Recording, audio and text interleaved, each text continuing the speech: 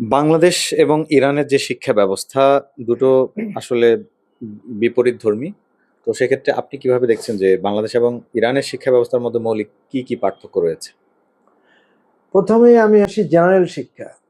আমাদের দেশের যে আধুনিক শিক্ষা বলতে যেটা বোঝায়, যেটা ব্রিটিশরা এদেশে দিয়ে গেছে, এটা মূলত সুশিক্ষা না। আমাদের এই দেশে ব্রিটিশদের তাদের এই দেশে শাসনের জন্য কিছু কেরানি তৈরি করার প্রয়োজন ছিল। সেই কেরানি তৈরি করার জন্য আমাদের দেশে যে শিক্ষা ব্যবস্থা দরকার ছিল সেই শিক্ষা ব্যবস্থাই তারা দিয়েছে।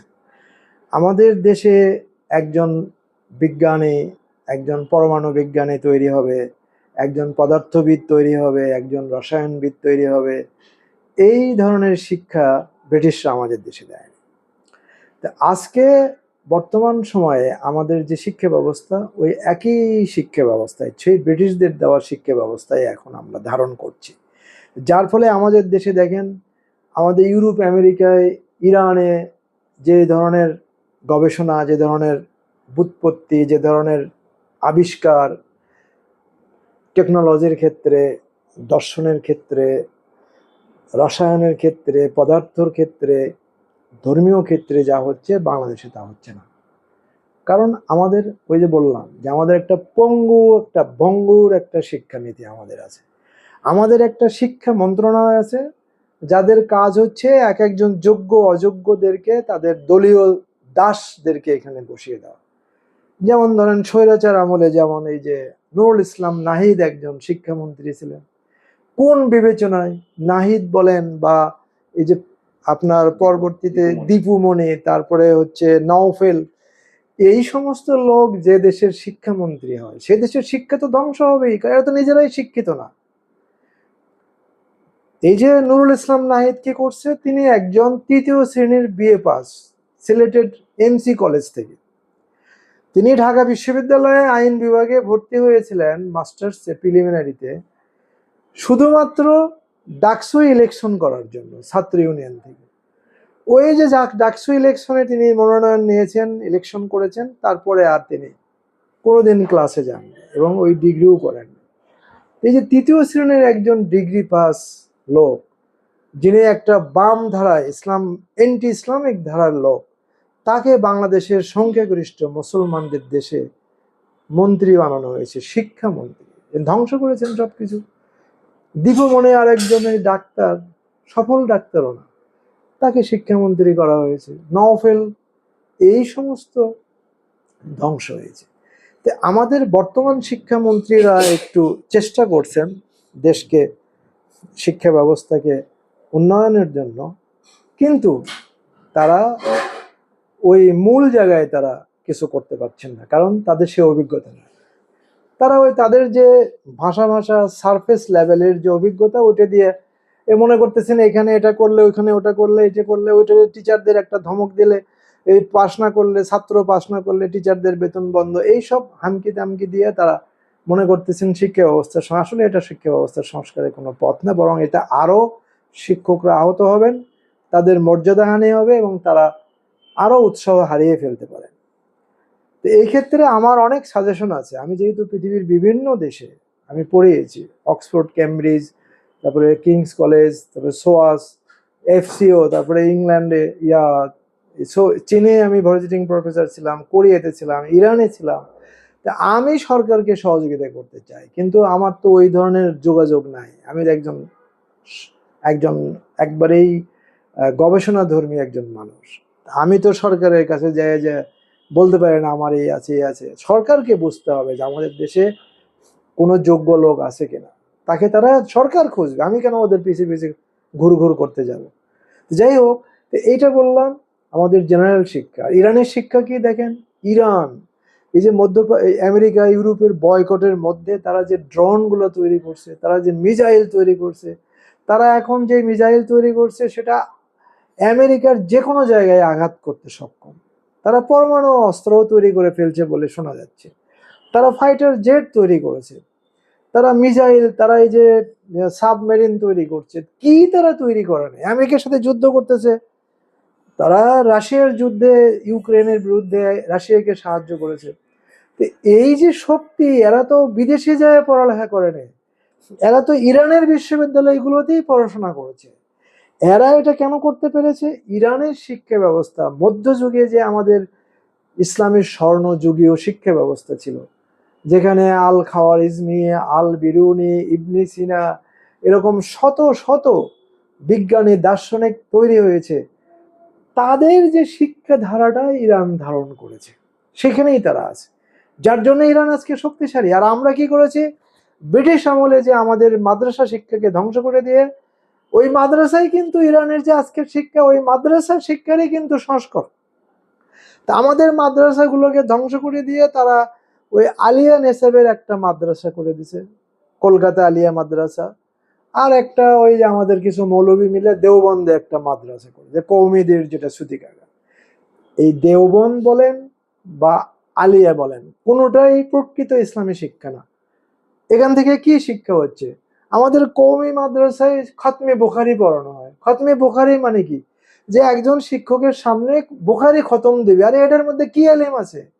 আমাদের নবী করিম সাল্লাল্লাহু আলাইহি ওয়াসাল্লাম কি এই বুখারি খতম দেওয়ার জন্য হাদিস বলে গেছেন আর ইমাম বুখারী এগুলো সংগ্রহ করেছেন? নাকি এই বুখারীর হাদিসগুলো থেকে কিভাবে রাষ্ট্রনীতি, কিভাবে অর্থনীতি, কিভাবে সমাজনীতি, কিভাবে ধর্মনীতি, কিভাবে যুদ্ধনীতি, এইগুলো তো শিখবে আমাদের স্টুডেন্টরা।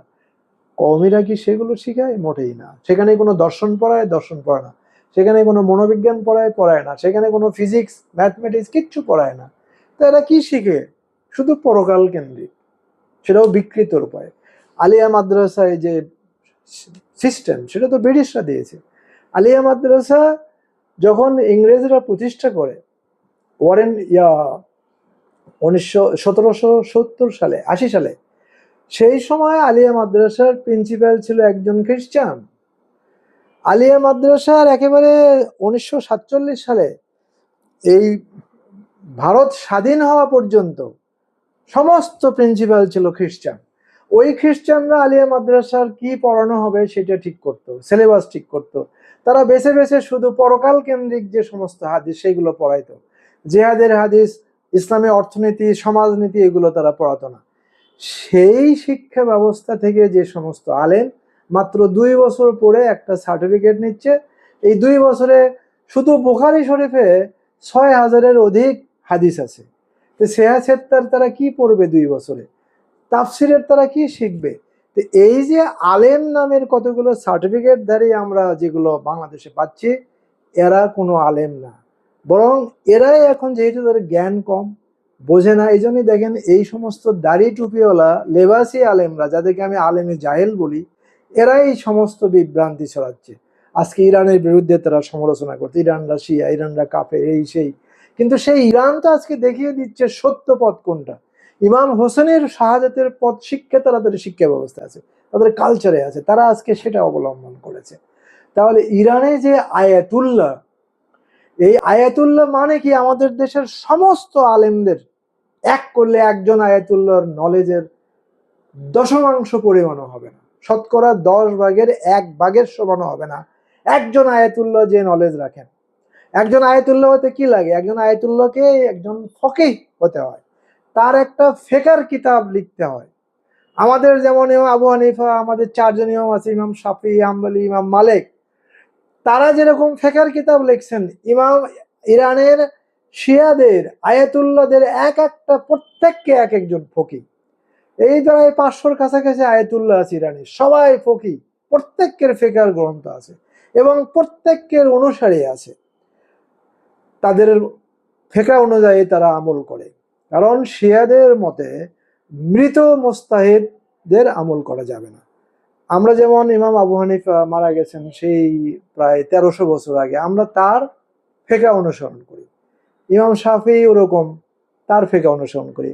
কিন্তু শিয়ারা বলে যে তাদের মূল, যাদের জাফরি ফিকহ যারা বলে, তাদের মূল ফিকহর মূল গ্রন্থ ইমাম জাফর সাদেক, ইমাম জয়নুল আবেদিনের ছেলের যে ফিকহ, এবং ইমাম জয়নুল আবেদিন আমাদের আবু হানিফা রহমতুল্লাহ, তার বাবা আবু নোমান, তাদেরও শিক্ষক ছিলেন। তো ওই ইমাম জাফরি ফিকহ যারা, ইমামিয়া যারা, ইরানের যারা শিয়া, তারা ওই ইমাম জাফর সাদেক রহমতুল্লাহ আলাইহির ফিকহ অনুসরণ করে। কিন্তু যখন তারা নিজেদের ব্যক্তিগত জীবনে ওই ফিকহের মাসলা মাসাইল পালন করতে যায়, তখন ইমাম জাফর সাদেকের ওইটা সরাসরি তারা নেয় না। বর্তমান যুগে যে সমস্ত ফকি যারা বেঁচে আছেন, আয়াতুল্লাহ, তাদেরকে যার যার মতো করে তাদের অনুসরণ করে এবং তাদের কাছ থেকে তারা মাসলা মাসাইল নেয়। এই কারণে ইরানে এই যে ফিকাহ শাস্ত্র, ইস্তেহাদ, এটার দরজা বন্ধ হয়ে যায়নি। তারা ইস্তেহাদ এখনো জারি আছে, যার জন্য মূল শিক্ষা রয়ে গেছে। আর আমাদের ইস্তেহাদ বন্ধ হয়ে গেছে, কারণ আমাদের তো ইস্তেহাদ লাগে না। আমরা ওই আগের 1400 1200 বছর 1300 বছর আগের যারা মুস্তাহিদ ইমাম, তাদের ফিকহ দিয়ে আমরা ফতোয়া দেই। এটা হলো বেসিক পার্থক্য। আর একটা হচ্ছে এক একজন আয়াতুল্লাহ, যেটা আমি আগেও বলেছি, আয়াতুল্লাহ মানে হচ্ছে তিনি যুগের শ্রেষ্ঠ আলেম। তিনি দর্শন, মান্তিক মানে লজিক, তারপরে সাহিত্য, ধর্মশাস্ত্র, কোরআন, তাফসির এবং সমকালীন বিশ্ব রাজনীতি, পররাষ্ট্রনীতি, অর্থনীতি, সমস্ত বিষয়ে তিনি দক্ষ। তা আমাদের দেশের আলেমরা কি এরকম? তারা এরকম না। তারা তারা না ঘাড়কা না ঘাটকা। যার জন্য আমাদের দেশে ইসলামী দল দেখেন, জামাতে ইসলাম একটা ইসলামী দল, কিন্তু তারা কি বলে বিদেশিদের কাছে, আমরা ইসলামী রাষ্ট্র করব না। কিভাবে করবে? তাদের তো সেই জনবল নাই, তাদের সেই মেধা আছে, সেই শিক্ষা আছে নাই, তো তারা চাইলেও তো পারবে না। তো এখানেই আমি বলি যে ইরানে যারা বর্তমানে বাংলাদেশে যারা আলেম আছেন এবং যারা ইসলামী রাজনীতি করছেন, তাদের উচিত ইরানের কোম শহরে আয়াতুল্লাহ খোমেনি যেখানে লেখাপড়া করেছেন, আমিও সেখানে 2 বছর পড়াশোনা করেছি, ওই কোম শহরে গিয়ে তাদের ন্যূনতম 10 বছর অধ্যয়ন করা উচিত। তাদের সিস্টেম সম্বন্ধে জানা, তারা কিভাবে তাদের সিস্টেম চালাচ্ছে, কিভাবে একজন আয়াতুল্লাহ গড়ে ওঠে, কি কি শিখায়, সেইটা জেনে এসে বাংলাদেশে তারা সেই ধারা সূচনা করুক। তারপরে এই বাংলাদেশে একটা ইসলামী রাষ্ট্র এবং ইসলামী বিপ্লব, সফল বিপ্লব হতে পারে বলে আমি আশা করি।